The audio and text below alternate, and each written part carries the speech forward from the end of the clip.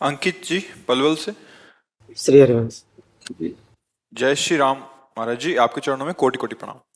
प्रभु जी, मेरा प्रश्न ये है कि क्या हम अपने दिमाग को इतना तेज कर सकते हैं कि कोई भी चीज को एक बार सुने फिर उसे कभी ना भूलें? ब्रह्मचर्य, ये ब्रह्मचर्य से हो सकता है, और तो इतनी सामर्थ्य नहीं है।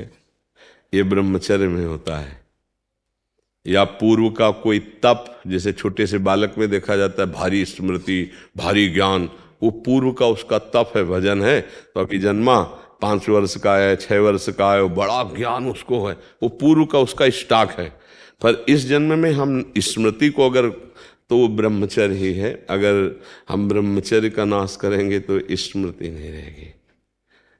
एक सीधा उत्तर है, आपका खान पान ठीक हो, आपका ब्रह्मचर्य ठीक हो, सात्विक भाव हो, तो स्मृति जागृत हो जाएगी। लेकिन गुरुदेव महाराज, मैं तो मतलब शादीशुदा हूँ गुरुदेव मेरी। तो ब्रह्मचर्य धर्म पूर्वक गृहस्थी में भी तो रहा जाता है। शादीशुदा का मतलब बेविचारी थोड़ी होता है।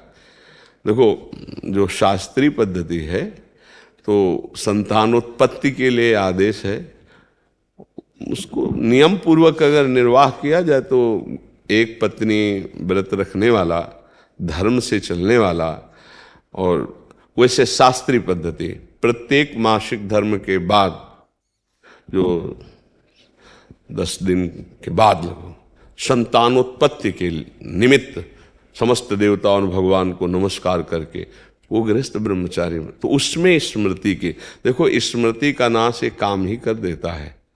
कामा संजायते क्रोधा, क्रोधा स्मृति विभ्रमा, और स्मृति भ्रंशात बुद्धिनाशो, और बुद्धिनाशात प्रणश्यति। तो अगर हमारा निष्काम भाव हो तो हम स्मृति वाले बने, तो गृहस्थी कोई निंदनीय थोड़ी है, कोई निंदनीय नहीं। देखो, हम जब शास्त्रों में पढ़ते हैं तो गृहस्थ जनों ने, जिनके बड़े बड़े धर्मात्मा संतानें हुई, उनकी बात, काफी दिनों तक ब्रह्मचर्य रह करके संयम से फिर गर्भाधान हुआ और फिर ब्रह्मचर्य से रहे, तो उनकी संतानें बड़ी प्रज्ञावान, बड़ी विवेकवान धर्म। ये जो गरुण जी का जन्म हुआ ना, तो 10,000 वर्ष तक ब्रह्मचर्य रहे थे कश्यप जी। उस समय तो मतलब लाखों वर्ष की जीवन आयु होती थी।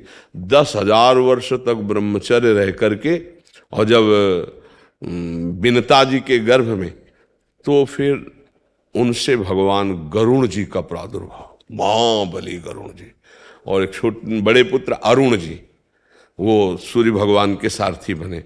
कई हमने ऐसे ब्रह्मचर्य रहकर नाम जप करते हुए धर्म से चले, और फिर संतान, तो उससे फिर अब पशुवत आचरण तो कहीं आदेश नहीं किया गया है।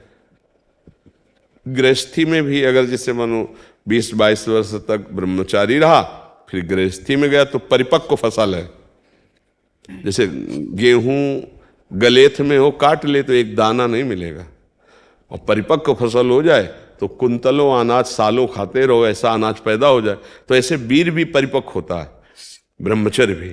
जैसे 20 से 25 वर्ष तक बिल्कुल ब्रह्मचर्य रहे बाल्यावस्था से, फिर गृहस्थ में जाए तो परिपक्व फसल है, संतानोत्पत्ति, फिर संयम से जीवन, तो वो महात्मा ही है, वो ब्रह्मचारी भी है। एक पत्नी व्रत धर्म पूर्वक चलने वाला, वो बेविचारी नहीं कहा जाता। वो गृहस्थ कोई निंदनीय नहीं, वो बंदनीय। अब हम लोग पैदा कहाँ हुए? गृहस्थों से ही तो ये ना। कोई भी परम बड़े बड़े परमहंस कहाँ पैदा हुए? धन्य है वो माता पिता, वो भी तो गृहस्थी में थे, जिनके बड़े बड़े महापुरुष प्रकट हुए। तो क्या गृहस्थी कोई निंदनीय बात थोड़ी है? अगर बच्चा संयम से चले तो। अब संयम को नष्ट कर दे तो फिर चाहे गृहस्थी में ना जाए तो भी नष्ट हो जाएगा। बहुत प्रकार है, तो हमें लगता है अगर संयम से चला जाए तो गृहस्थ धर्म में बंधनी। पर स्मृति जो है वो ब्रह्मचर्य से, मतलब वीर शक्ति ही स्मरण को बहुत जोर की पवित्र रखती है, बहुत स्मृति जागृत हो जाती है। पर ब्रह्मचर्य पर महत्व दे। अब ऐसा थोड़ी कि कोई मनमानी आचरण करे। क्यों बच्चा?